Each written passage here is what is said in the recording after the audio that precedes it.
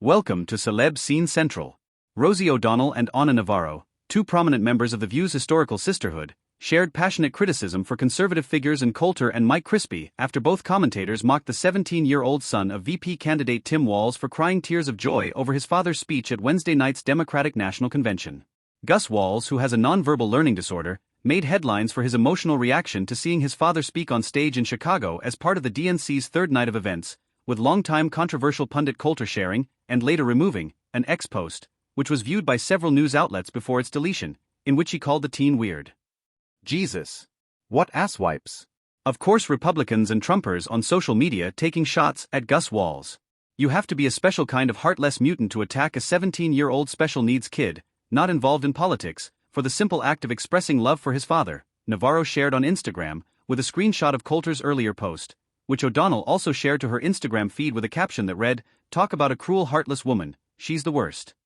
Navarro added, "Children and teens like Gus can have trouble regulating their emotions in social settings," referencing the Minnesota politician and his wife Gwen's earlier revelation to people that Gus was diagnosed with a nonverbal learning disorder, ADHD, and anxiety. "I don't and won't attack Donald Trump's son, Barron Trump. As far as I'm concerned, he's out of bounds. They need to leave Gus Walz the F alone," Navarro continued. Another former View co-host, Star Jones, also posted, writing, "There is a special place in hell for adults who bully children. God does not like ugly, and he ain't too fond of vile and disgusting women who use their vast platform to vilify the vulnerable. #do better." She stamped the post with her signature and added the caption, "I said what I said." O'Donnell replied to Jones' post, "Cruel Coulter, pure evil."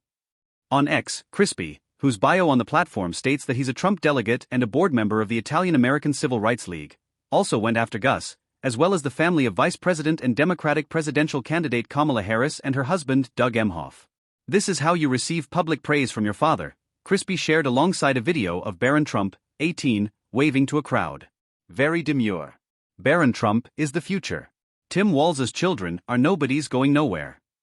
Entertainment Weekly has reached out to representatives for Walz, Coulter, and Crispy for comment, and the People's Story. Tim and Gwen elaborated on their son's life, and said that his conditions made him a unique, but no less loved, member of their family. "Like so many American families, it took us time to figure out how to make sure we did everything we could to make sure Gus would be set up for success as he was growing up," the couple said in a statement to the outlet. "It took time, but what became so immediately clear to us was that Gus' condition is not a setback, it's his secret power."